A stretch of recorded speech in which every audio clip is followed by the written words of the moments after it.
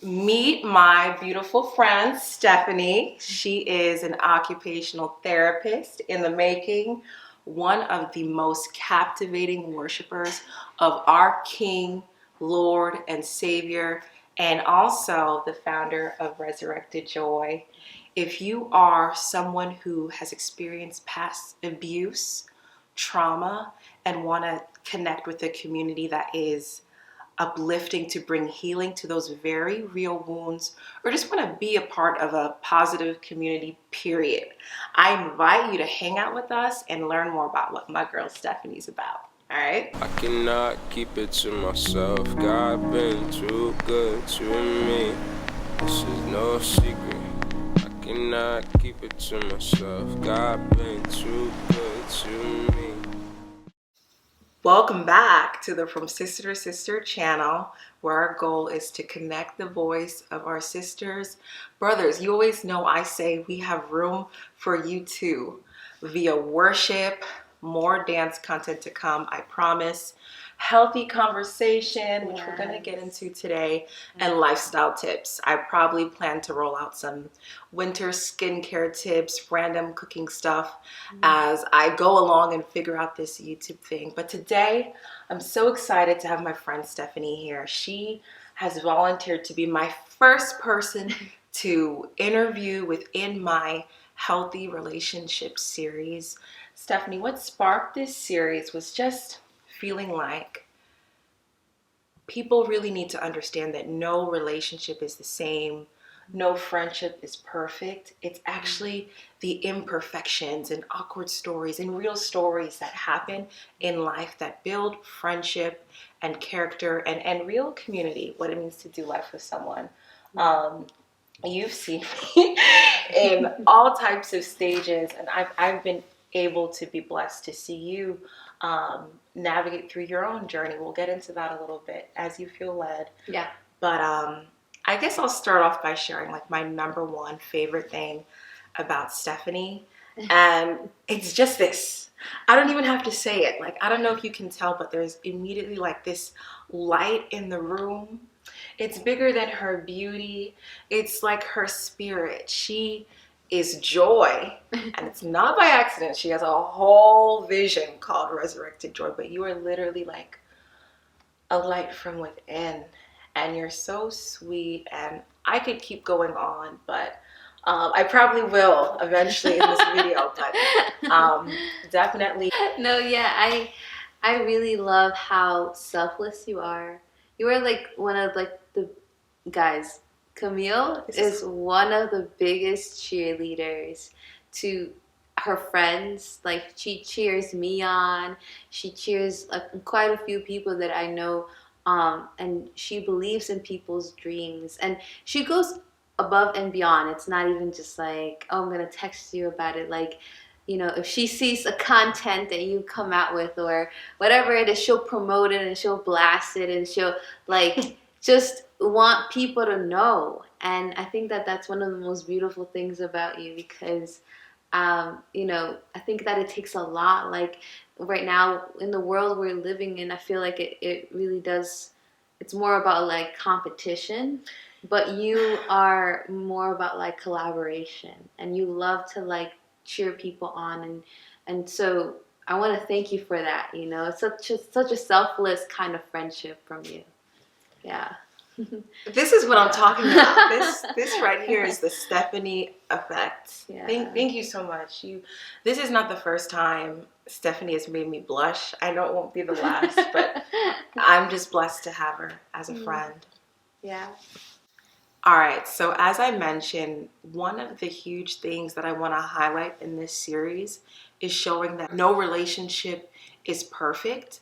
I want to bring people on this channel to discuss real situations where maybe you had to navigate through adjusting to someone or real conflict, like I said. Yeah. Stephanie's perfect, so there's no conflict that I have yet to face with her. But I feel like I feel led to share a story where I felt so terrible the way I treated Stephanie.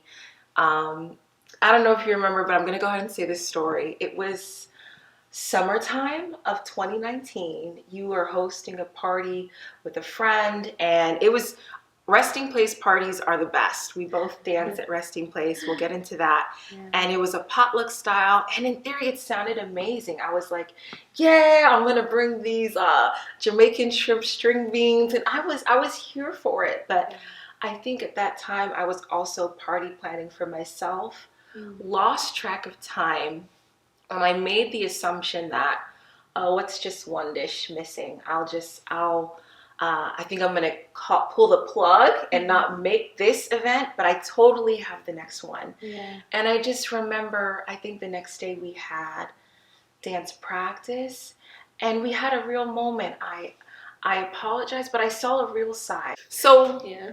I linked up with Stephanie, and I thought it was going to be a casual, like, sorry I didn't make it, I can't wait for the next one. But in that moment, I thank you for being honest with me.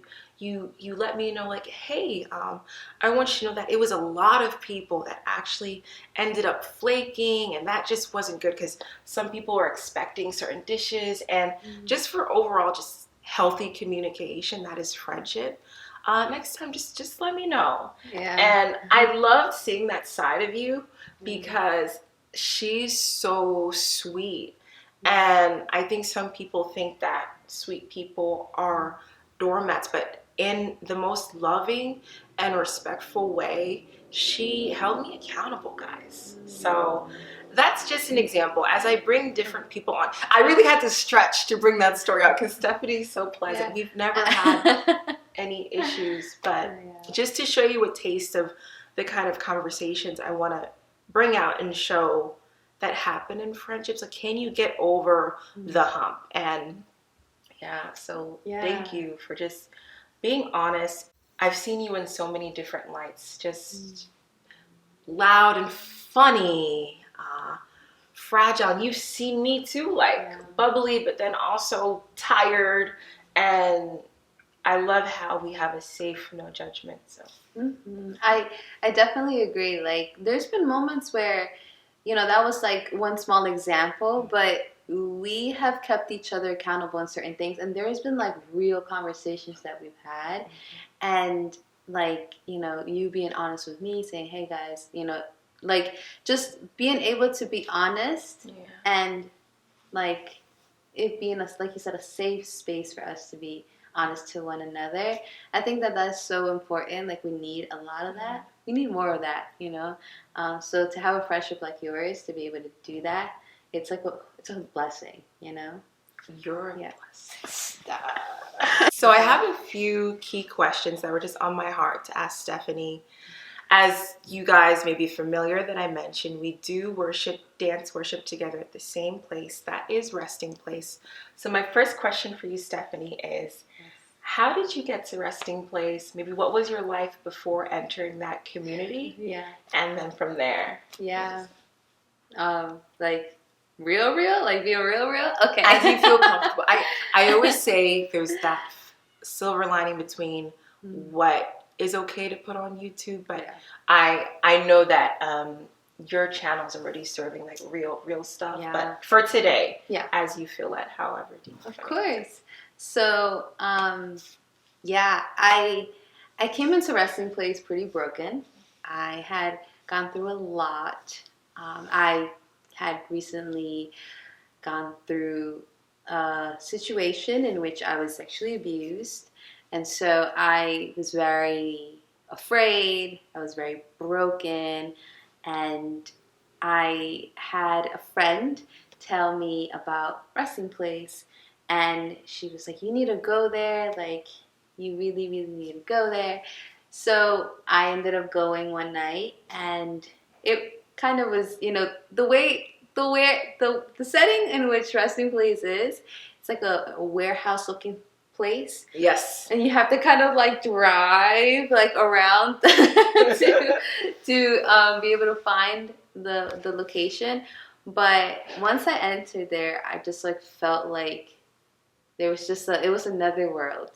And it was just the beginning of like an incredible journey that I didn't even know that I would embark. But before even that, I was not saved until like 2016, and so I kind of like bounced around in the world. I was very lost. So before Resting Place, I was very lost. I was very broken, and I feel like God really just led me to Resting Place to be able to find healing, to find a place where I could mourn and weep until, until that turned into dancing.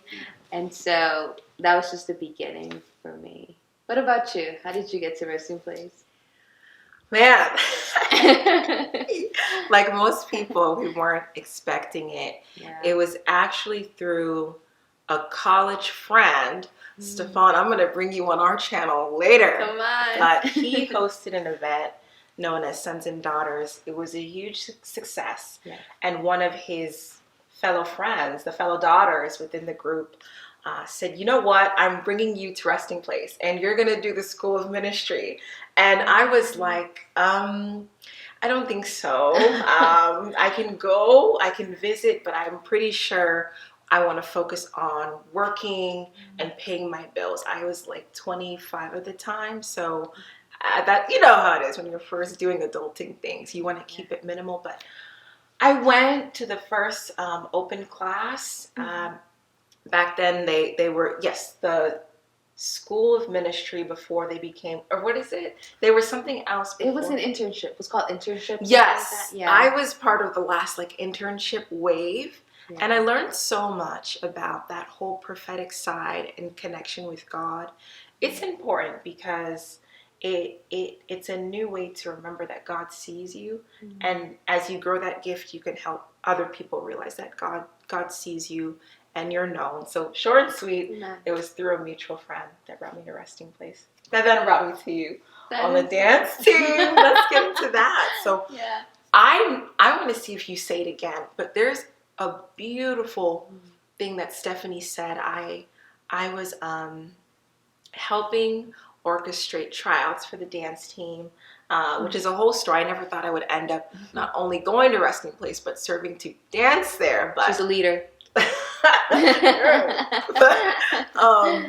we were hosting auditions to add more members, and this beautiful thing showed up that is Stephanie, and we all asked her, Stephanie, why did you decide now to want to dance for the Lord? And I want to see if you're going to say the same thing that you said. No pressure, but yeah, it's so beautiful, her heart posture for why she decided to dance.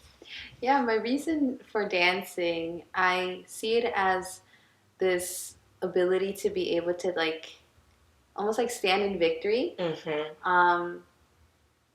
Even though I feel like, even though, so many things came into my life and try to like bring me down and take me out. Like every time that I dance with the purpose of I've conquered so much.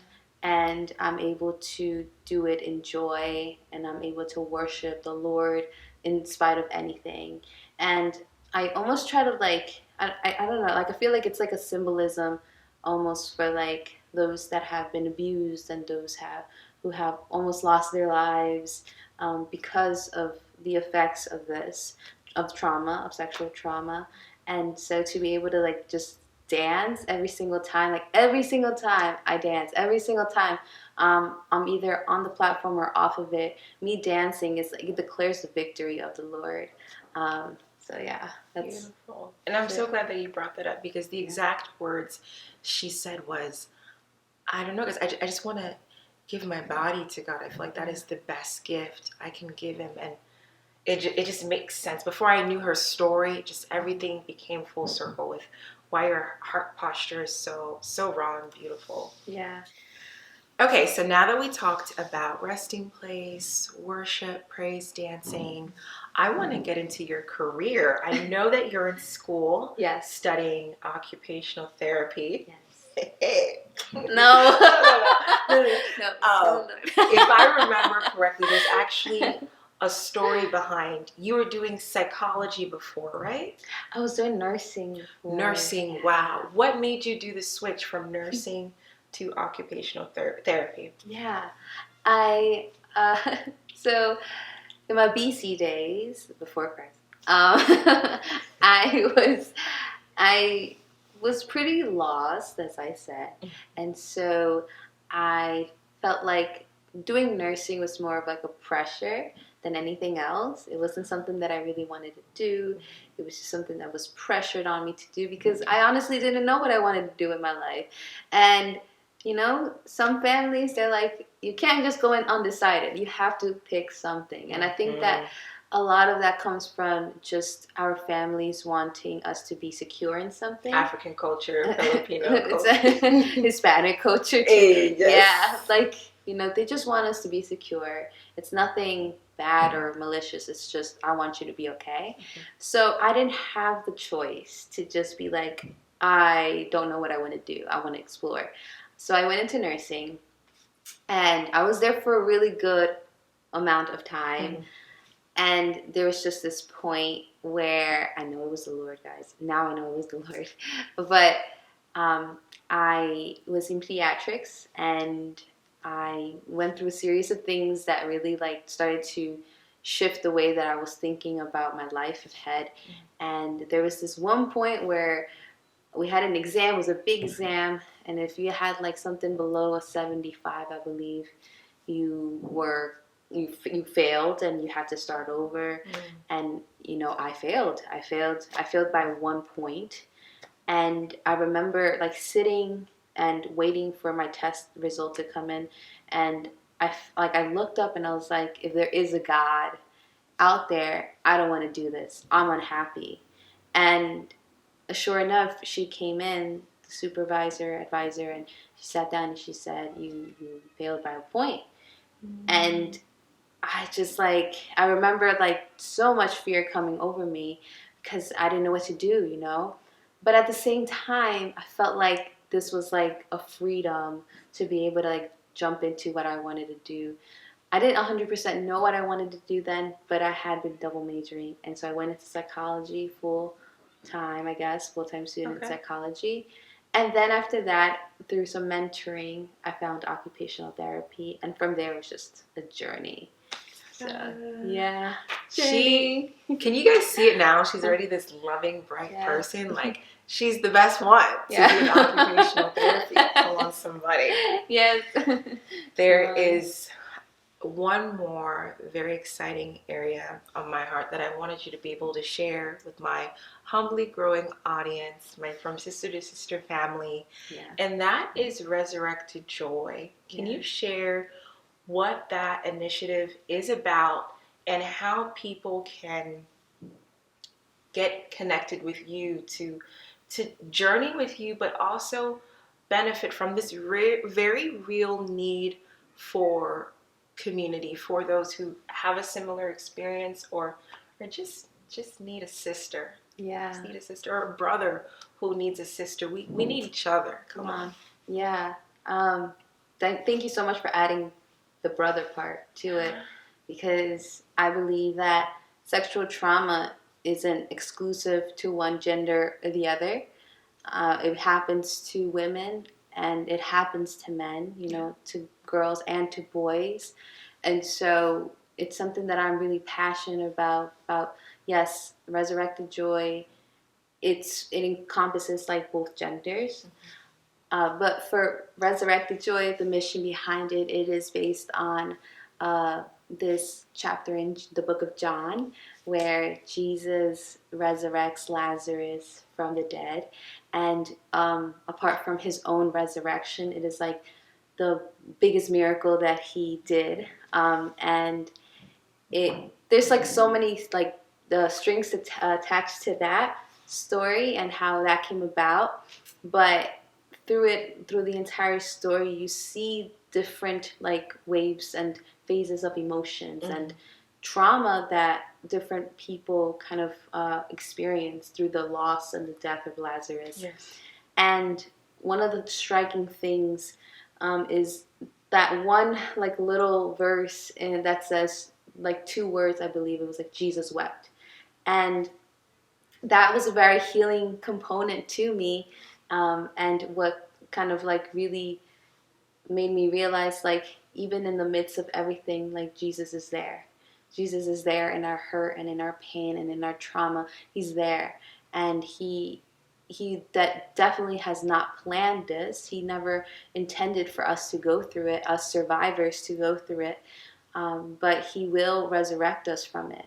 And I really, really humbly believe that we can not only survive, be survivors in it, but we can fully go into a life with him, and a life filled with victory and us living rather than just surviving. Existing. Yes, existing and just being full, fulfilling everything he has created us to be. And so Resurrected Joy has that mission to be able to encourage and uplift women and men from everything that, that they've been through, and to be able to just help them propel into something different. And so I know that right now Resurrected Joy is starting in certain areas. I want to start it off with my writing, but then I want to start to embark it into other components. It's definitely a step-by-step process, but Resurrected Joy is going to become a movement for people who have survived sexual trauma. And yeah, I want to just help those who feel like they don't have a voice, who feel like they're not worthy, or that, there's nothing else to go on. I've been there, and I know what it is to fight for your life sometimes, but just know that, there is someone, his name is Jesus, who is fighting for you, and he wants you to continue to keep on breathing and living, and he wants you to come out of it. He wants you to heal, but your healing is your process. Do not feel rushed to heal. Please. I really just I want Resurrected Joy to be that hope, to help people hope again. So yeah. Her one of her theme colors is yellow. Yeah. And it was so special. We did an event together on the dance team where we had to gift each other different veils. Yeah. And I'm really bad at gifts, so I had already felt bad that the one that would arrive in time, if I could be so honest, was this beautiful yellow veil. But out of my own insecurity, I wanted to get the fancy ones with the crazy colors, but I was like, I don't know, maybe I think I wanted to get this one, but I feel like God was telling me to get the yellow veil. Yeah. Guess who I ended up prophetic gifting? It was Stephanie, and I want to stand with you. I want to keep being your biggest fan, because I also want to speak up for those who maybe it's not exactly abuse, but have question marks in their journey with sexual encounters that just can weaken our self-esteem, weaken our confidence. I think you have a lane just to bring healing across the board. Break those gray areas and allow people to feel free. With the taboo of men, break that barrier. You are free to tell your story. This is not just a thing that happens to women. This is not just a feeling that happens to the most drastic cases, or this people neglect their trauma because they think it's so small, or they were so young they can't remember. You're gonna take that territory and you're gonna shine so much light, as bright as her yellow veils. Check out her poems. Y'all gotta check out her even just ministry. Thank you, Stephanie, so much for making it on as my first friend. I look forward to continuing to collaborate. Same. Love you. Love you too. Aww. Thank you guys so much for watching. I'm gonna keep going with this series. And I'll see you guys, or you guys will see me in my next video. But if you like this, give it a thumbs up. I'm trying something new, and your feedback means so much. Yes, and subscribe and hit the bell and do all that, and comment. Yes. Oh, thank you. Thank you. Of course. Bye. Oh! I was angry that weekend. No. Keep that emotion. Ooh, girl, dance practice today was so good. Sorry. I love her laugh. It's gold. This is my first. It was a bomb. Yeah. Yeah. We were pushing. Come on, we were pushing in all different angles. Yes. Yes. What are your plans for tonight, Valentine's weekend? Going to sleep. Hey, that's self-love at its finest, okay? It's me and my bed.